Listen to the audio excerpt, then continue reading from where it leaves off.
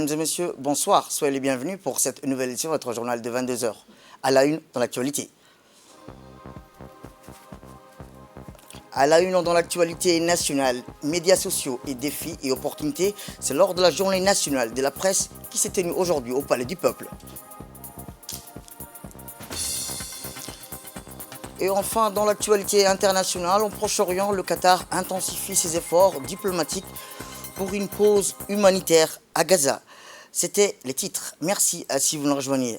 À la une dans l'actualité nationale, le président de la République, son Excellence Ismaël Omar Guelleh, a souhaité succès et réussite au nouvel émir de l'État du Koweït, Cheikh Michel Al-Ahmed Al-Jaber Al-Sabah, investi au trône de ce pays hier, à la foulée du décès de son frère, l'ex-émir du Koweït, feu Cheikh Al-Nawal Al-Ahmed Al-Jaber Al-Sabah.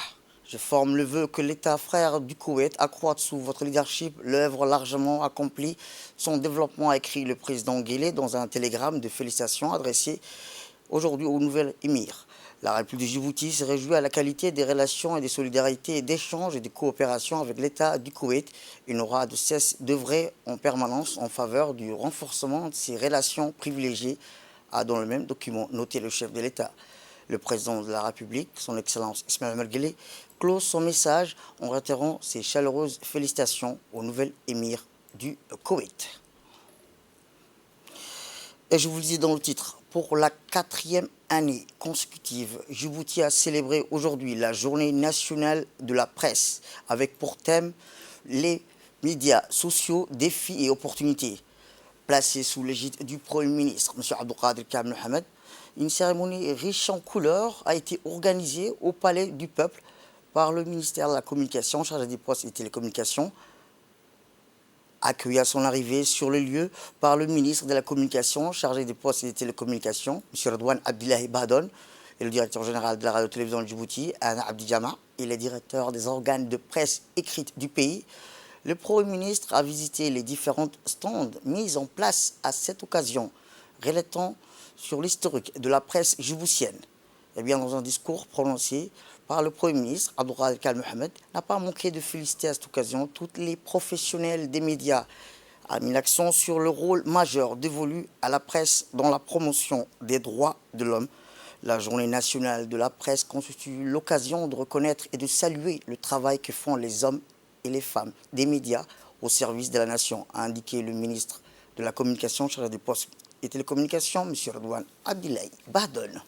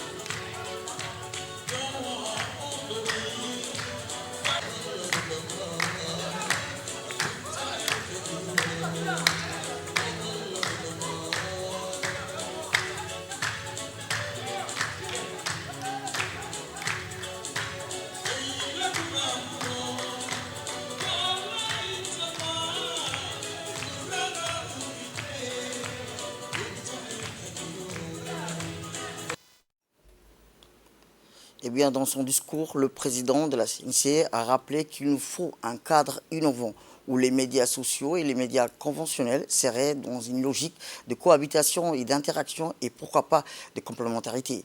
De son côté, le président de l'Union de la presse de Djibouti a indiqué que la presse à Djibouti a ses singularités, mais il partage aussi de nombreuses similitudes avec celles de notre continent africain. Écoutons-les. Comme vous le savez, ces dernières années, sur la toile, ont émergé des pages Facebook ou autres se réclamant des médias sociaux et diffusant des informations quotidiennes sur le pays et la société djiboutienne. Même si cette présence foisonnante sur le net de ce genre de médias et a beaucoup d'aspects positifs, il n'en demeure pas moins que les médias sociaux versent souvent dans la diffamation et l'intox. Dans ce contexte, il est temps pour les médias d'information d'appliquer de manière encore plus stricte les normes et l'éthique professionnelle, d'éviter la publication d'informations non vérifiées et de prendre leur distance par rapport aux informations qui pourraient être intéressantes pour un certain public, mais qui ne sont pas d'intérêt public. Les médias sociaux comportent des défis et des opportunités. Mais pour être conscient de ces défis et de ces opportunités, je crois qu'il nous faut dans un premier temps ajuster notre perception à la mesure de ces enjeux. C'est-à-dire ne pas regarder les médias sociaux comme des simples pratiques à la marge ou comme des simples pratiques accessoires dans un paysage médiatique dominé par les médias conventionnels.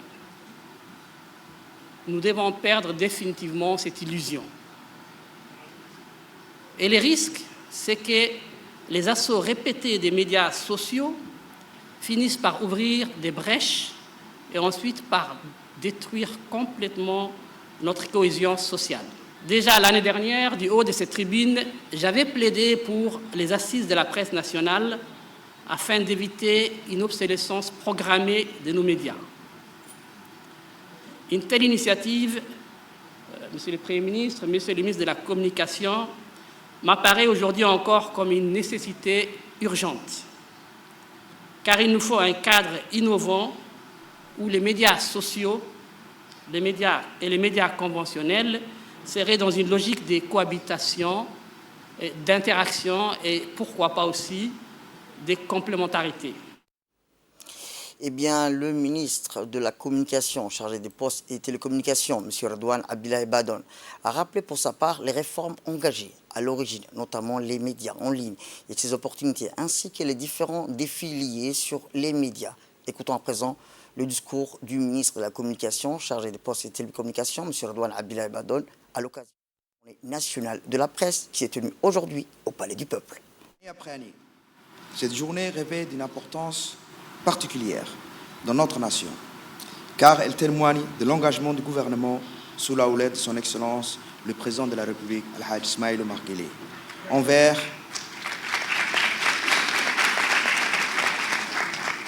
envers cette noble profession et du rôle crucial qu'elle tient dans notre société. À cet égard, je tiens à rendre hommage à nos professionnels des médias en félicitant M. Guiré Moumine Okiye, ici présent, pour sa distinction au IGAD Media Awards organisé le 26 novembre dernier à Djibouti.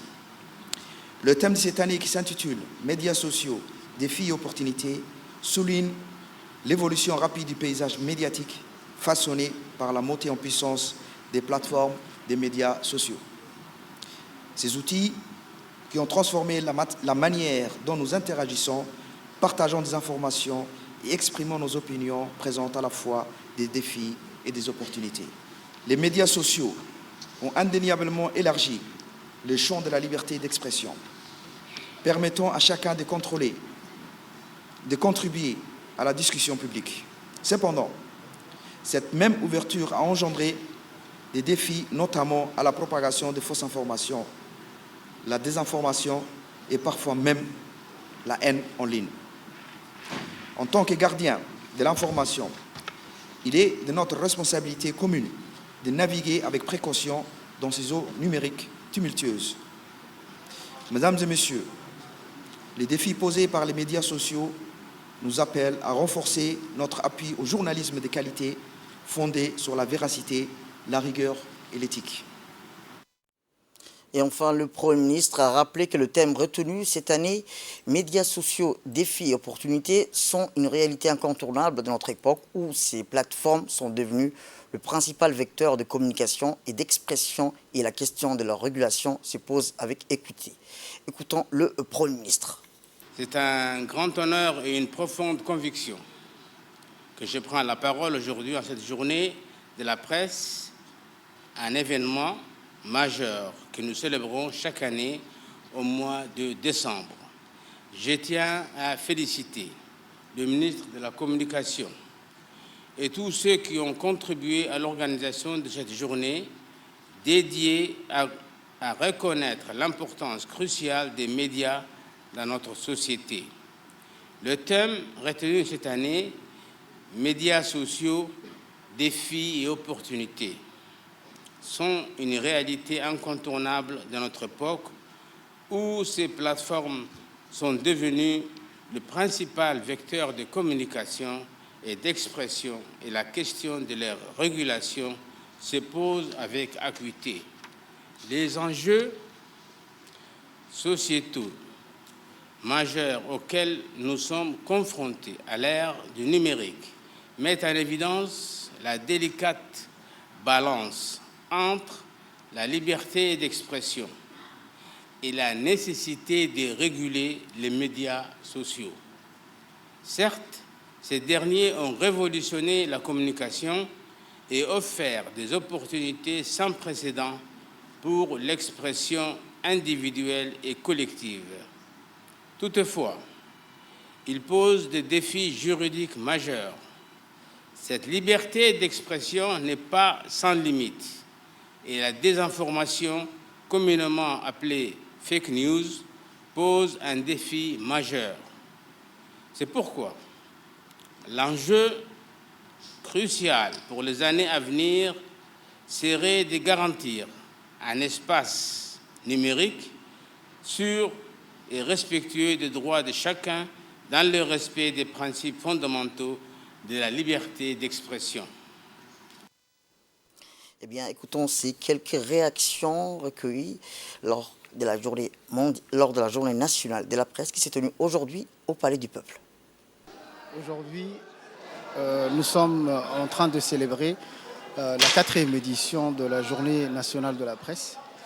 Un événement qui nous offre l'opportunité de célébrer d'abord le rôle de la presse dans la société, mais aussi de célébrer les hommes et les femmes qui sont membres de cette institution.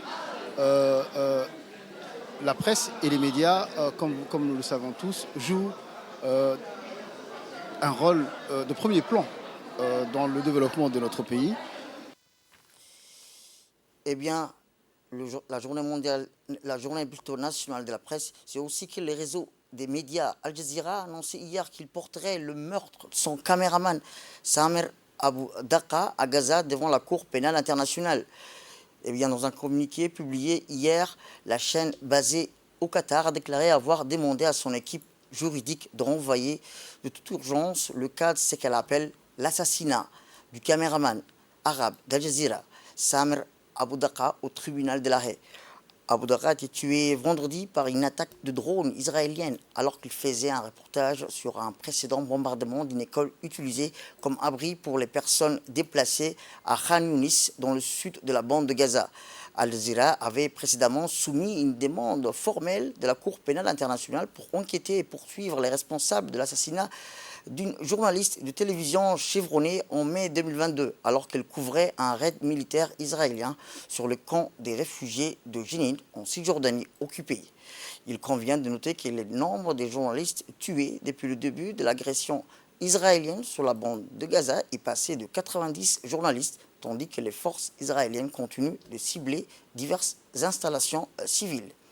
On reste toujours au Proche-Orient où, je vous le dis dans le titre, au moins 12 personnes ont été tuées dimanche dans des frappes israéliennes sur la ville de Der al-Balah, dans le centre de Gaza, annoncé le ministère de la Santé de Hamas. Des témoins ont aussi rapporté un bombardement israélien sur la ville méridionale de Banu Souhaila. Au total, 18 000 personnes, à 70% des femmes et des enfants et adolescents, ont été tuées depuis le début de l'offensive d'Israël le 7 octobre dernier. Le Qatar a confirmé hier ses efforts diplomatiques en cours pour renouveler la pause humanitaire.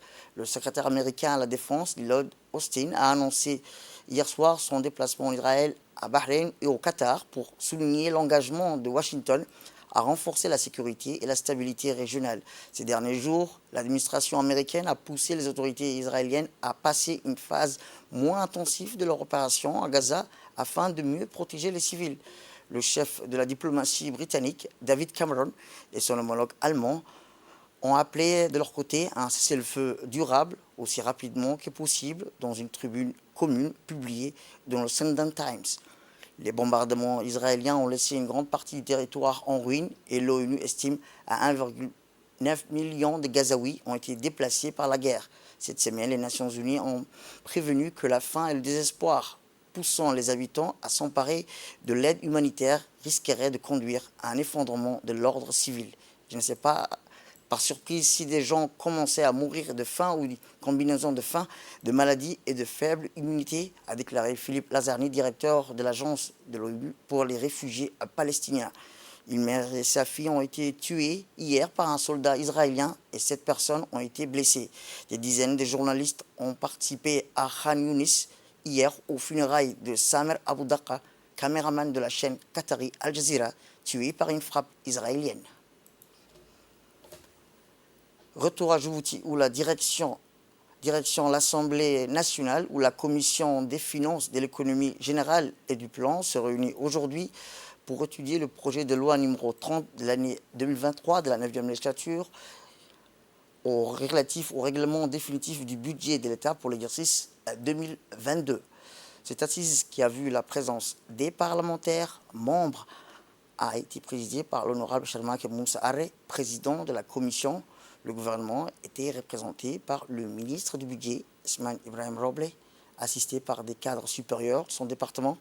La commission, après les échanges constructifs et avec les membres de l'exécutif rencontrés, s'est prononcée en faveur de la transmission avec avis favorable du projet de loi portant règlement définitif du budget de l'État pour l'exercice 2022 en séance publique.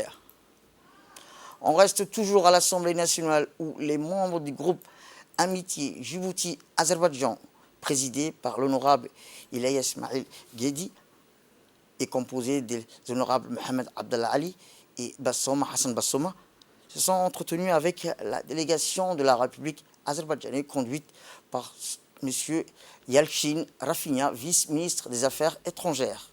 Dans ses propos, le vice-ministre a souligné que la République azerbaïdjan a signé le 27 février 2017 un mémorandum d'entente avec la République de Djibouti. Par conséquent, ils ont affirmé que l'amitié et le partenariat qu'entretiennent les deux pays depuis quelques années fondés sur le respect et l'intérêt mutuel ainsi que sur une vision commune de l'avenir et de leurs relations bilatérales. Le vice-ministre a proposé à la présidente du groupe d'amitié Djibouti-Azerbaïdjan une invitation d'un forum sur le dialogue, sur la décolonisation, héritage, défis et progrès qui se tiendra le 22 décembre prochain à Bakou, en Azerbaïdjan. Autre actualité dans ce 22h, santé à présent, où le premier congrès médical s'est clôturé hier soir au Sheraton Hotel avec un dîner de gala. Cet événement d'envergure marque un jalon significatif dans l'histoire de la santé. La cérémonie de clôture a vu la participation du ministre de la Santé, Dr Ahmed Roble Abdillah, du chef du cabinet du Premier ministre, M. Ali Silay, ainsi que plus de 200 éminents médecins, pharmaciens et dentistes djiboutiens, accompagnés de 10 experts médicaux internationaux. En effet, ce congrès organisé par le Conseil national des professions médicales de Djibouti va au-delà d'être une simple rencontre scientifique. Il va servir de laboratoire d'idées pour des présentations, discussions et d'échanges d'idées novatrices en médecine et chirurgie. Ces 3 jours de débats intensifs ont mis en lumière les piliers fondamentaux de l'innovation, de la collaboration et de la durabilité essentielle pour façonner l'avenir des soins de santé en Afrique. Le contexte géographique et stratégique de Djibouti en tant que pivot de la Corne de l'Afrique a ajouté une dimension particulière à ce congrès. Le pays, entre les défis de son passé médical et les opportunités florissantes de son avenir, trace une trajectoire prometteuse vers un système de santé robuste et équilibré. Plus qu'un simple rencontre académique, ce congrès médico-chirurgical s'est positionné comme le catalyseur d'une ère nouvelle pour la recherche médicale et nationale. Je veux dire que la manifestation a été une très grande réussite Elle a drainé beaucoup de monde. Donc, en termes de participation, il n'y a rien à dire. Également, en termes de présentation au plan scientifique, nous avons eu droit à des présentations de très grande qualité, de haute facture, et nous le devons à la qualité, en tout cas, des acteurs universitaires et sanitaires donc, de Djibouti. Quand nous avons eu beaucoup de plaisir à participer, nous avons été bien accueillis. Je profite de l'occasion pour saluer les Djiboutiens pour leur hospitalité. Nous avons été bien traités, bien logés, et nous avons eu droit à un traitement à beaucoup d'égards de la part en tout cas de nos confrères. Dakar a l'habitude de recevoir des Djiboutiens et je peux dire à ce niveau qu'on est très satisfait des relations que nous avons avec Djibouti. Eh bien, dans son intervention, le docteur Soulmar Nour Aye, président du Conseil de l'Ordre et président du premier congrès médical de Djibouti, a remercié tous les participants qui ont répondu favorable à ce congrès médical pour l'essor de la médecine africaine vers de nouveaux sommets d'innovation, de collaboration et de durabilité. Écoutons-le. Alors que le rideau tombe sur notre premier congrès médical de Djibouti, je tiens à capter l'écho de ces journées qui resteront gravées dans la mémoire de notre communauté médicale. Nous avons partagé, appris et surtout nous avons avancé ensemble. Nous avons eu le privilège d'assister à 12 sessions plénières avec 46 présentations orales, 13 conférences d'une qualité exceptionnelle et à 4 ateliers, dont 2 ateliers d'EcoFast et urgence pour les internes et 2 ateliers en urgence et triage pour les infirmiers. Sans oublier les 30 communications affichées qui ont transformé nos couloirs en véritable espace d'apprentissage dynamique et interactif. Un merci particulier au comité d'organisation et notamment à Dr Hawa Humed, Dr Degen Abdillahi et Dr Bouho Haret. Ces femmes, par leur force et leur détermination, rappellent cette vérité universelle que le monde avance grâce à l'ingéniosité et à la persévérance des femmes. Il convient également de rendre un hommage appuyé à ceux sans qui rien n'aurait été possible, à notre comité scientifique, avec en tête le docteur Saïd Aoulet, le docteur Daher Abdelkarim, le docteur Bouh Abdi, le docteur Habib Moussa, le docteur Abdi Oukiye, le docteur Saïd Ali, le docteur Iftin et enfin le docteur Salah Omar. Votre travail acharné et votre engagement sans faille ont été le socle de la réussite de notre congrès.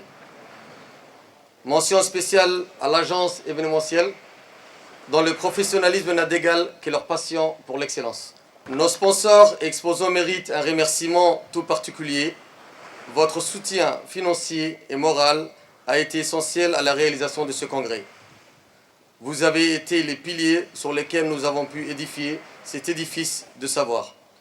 Quant à vous, conférenciers venus des 4 coins du monde, votre présence a enrichi notre congrès d'une dimension internationale et d'une diversité intellectuelle.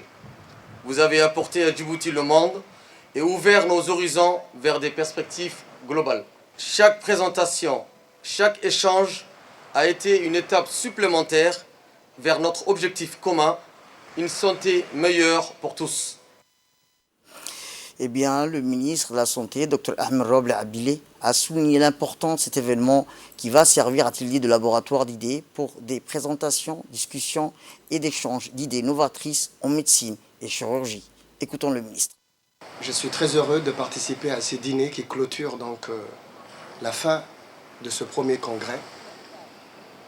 Et je voudrais surtout féliciter les organisateurs de ce premier congrès et surtout une mention spéciale au Conseil de l'Ordre qui a initié ces beaux projets. C'est à tout en son honneur et je voudrais les féliciter et surtout je voudrais que vous les applaudissiez. Je voudrais également remercier les doyens de la faculté de médecine de Dakar, mais également les différents professeurs de l'Afrique, mais également de l'Europe, du Maghreb, qui sont arrivés ici pour enrichir les débats qui se sont déroulés lors de ce premier congrès. Les échos et la moisson, en tout cas, a été très fructueux.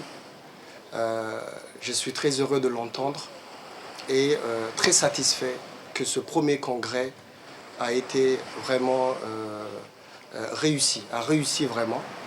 Et nous allons continuer dans ce sens. Et chaque année, Inch'Allah, en tout cas, le monde médical djiboutien va organiser chaque année des congrès médicaux de ce genre. Je voudrais également prendre le rebond que m'a donné le doyen de la faculté de médecine et de pharmacie de Dakar. Et donc, nous allons continuer donc cette collaboration et nous allons signer, Inch'Allah, bientôt une convention pour pouvoir former nos médecins, mais également des paramédicaux, parce qu'il n'y a pas que de médecins, il y a également les paramédicaux, les personnels de soutien qui sont toujours utiles au fonctionnement d'une structure de santé.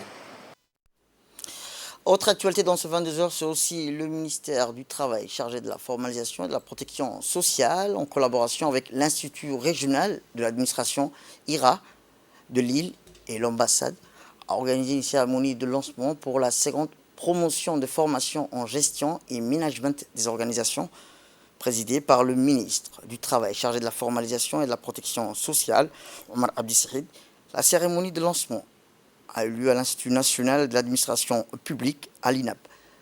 Cette cérémonie a vu la présence du directeur général de l'INAP, le directeur de l'Institut régional de Lille, le chargé d'affaires de l'ambassade de France et plusieurs hauts responsables du ministère du Travail.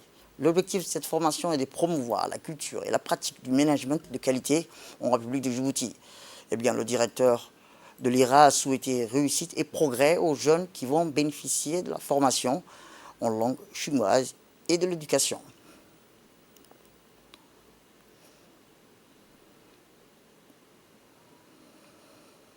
Une chance pour l'institutionnel, pour la relation bilatérale. Ça s'appuie sur un dynamisme aussi des projets. La formation professionnelle, et l'IRA de Lille le sait bien, pour la fonction publique est quelque chose d'absolument essentiel pour la définition des parcours professionnels et le management et la gestion générale de notre administration publique. Écoutons à présent le directeur général de l'INAP. Le combat, c'était une idée au départ, une idée de l'équipe de l'INAP, sont là. Un projet. L'équipe conduite par Fausia a écrit à 21 IRA de la France. Nous avons eu la chance d'avoir Madame Cécile, parent de NUD, qui a accepté une idée, un projet de transformation de notre administration. Parce que la colonne vertébrale, Monsieur le ministre, vous avez dit dans le discours, votre dernier discours du colloque de la réforme de l'administration, sans une formation de niveau, de qualité, assurance qualité, on ne peut pas réformer cette administration. On ne peut pas, c'est pas possible de réformer s'il n'y a pas une élite. Nous aurons l'occasion d'écouter notre cher ami professeur Didier Lhomme, professeur émérite donc, de Valenciennes, Mons, donc il enseigne beaucoup, c'est un amoureux de Djibouti. On a eu la chance d'avoir dans cette équipe un amoureux de Djibouti parce que, figurez-vous, il est en train de se battre pour que le certificat professionnel de spécialité de l'IRA, INAP, puisse avoir la possibilité d'une équivalence master. Il y a un travail à faire, il y a le niveau. Donc, l'INAP, elle a la chance aujourd'hui à Djibouti, même plus que l'université, je dirais, c'est une chance, parce qu'il y a eu un combat d'une équipe. Voilà. Eh bien, cette formation de master et gestion et management des organisations publiques va durer 6 mois et rehaussera les niveaux de compétences techniques des 23 cadres de l'administration publique. Écoutons le ministre du Travail. Le ministère du Travail, à travers l'INAP, a pour mission de former les agents de l'État et c'est dans notre quête constante d'amélioration et d'efficacité au sein de nos institutions que nous avions décidé de relancer pour une deuxième année consécutive la formation GEMOB et c'est en partenariat avec l'Institut régional de l'administration de l'île.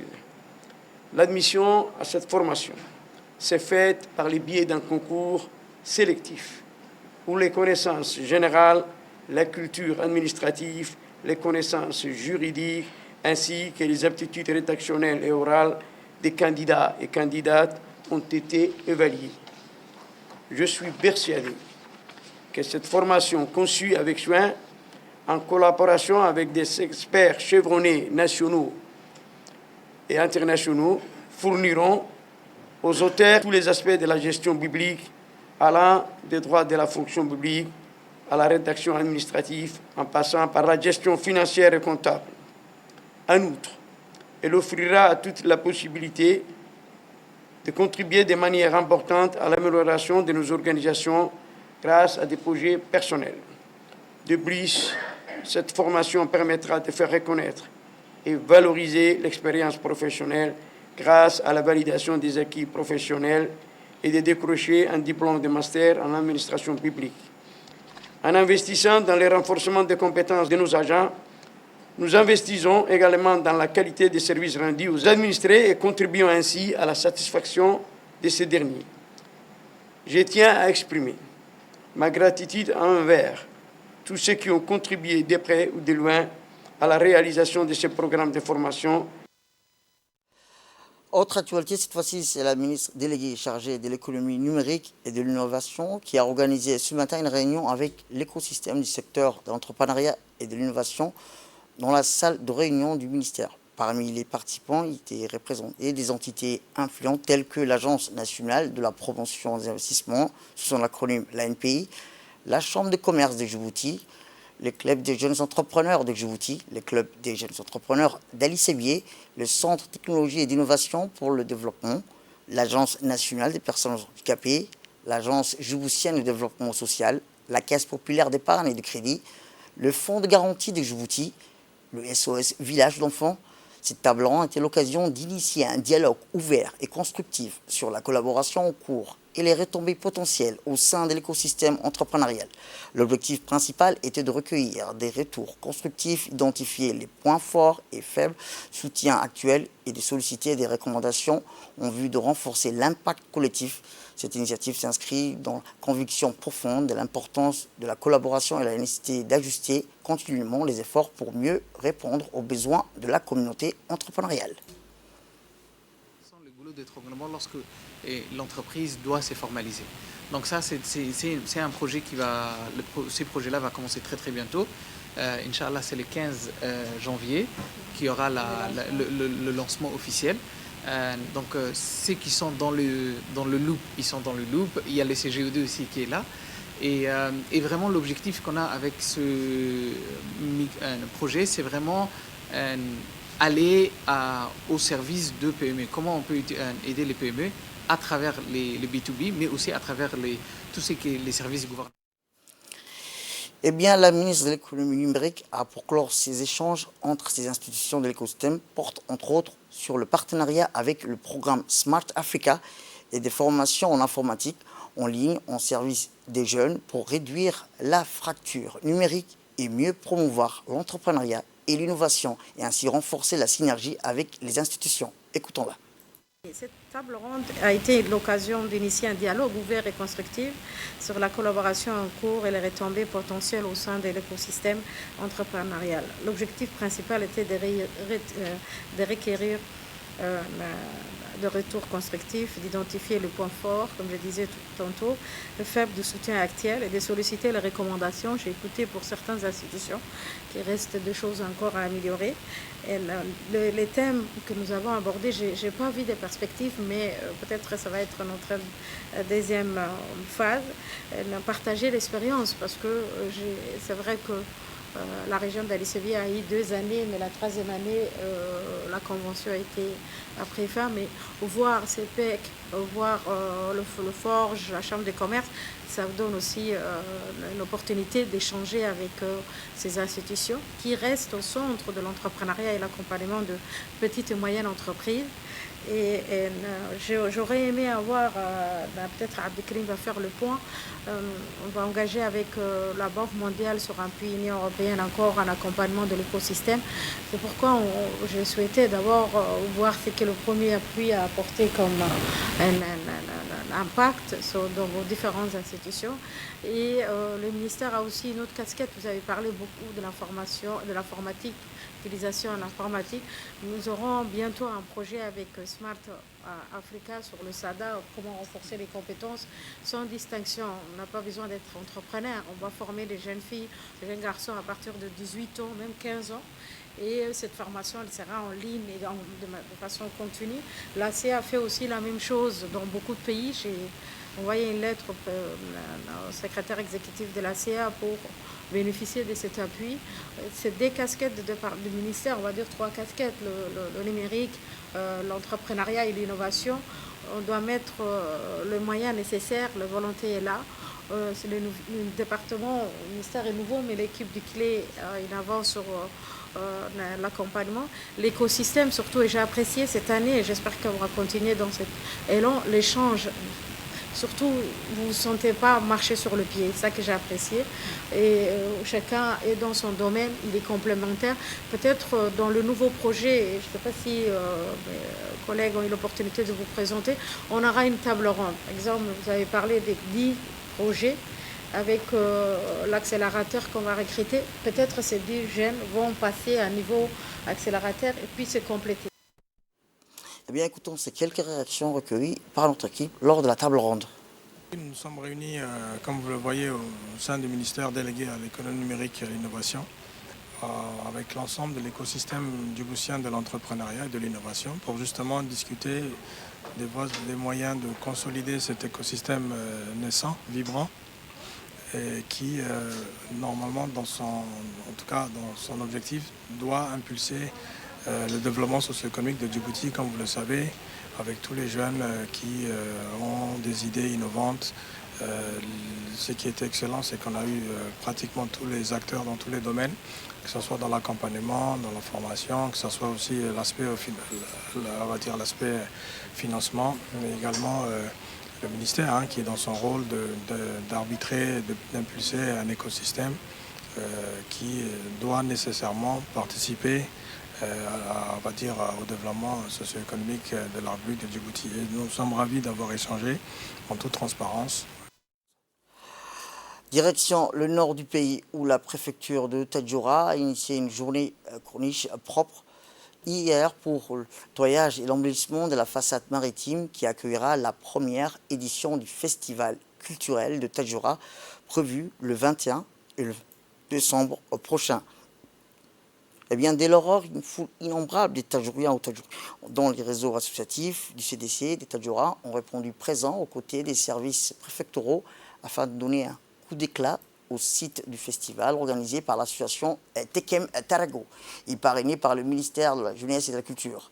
A noter la participation remarquable d'un important contingent de la garde-côte avec à leur tête le colonel Mohamed Adawa qui est venu spécialement de la capitale afin de prêter main forte à cette initiative.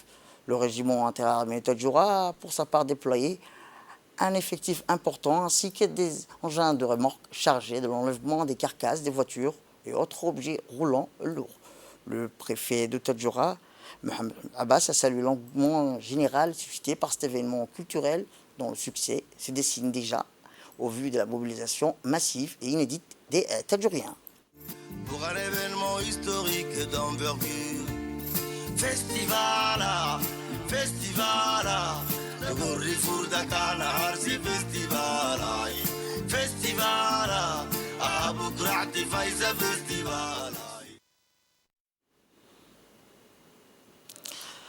Et comme je vous le disais, à J-7, la colonie Tadjoura est enfin prête pour accueillir son premier festival culturel où 2000 visiteurs attendus de la capitale et de la région de l'intérieur.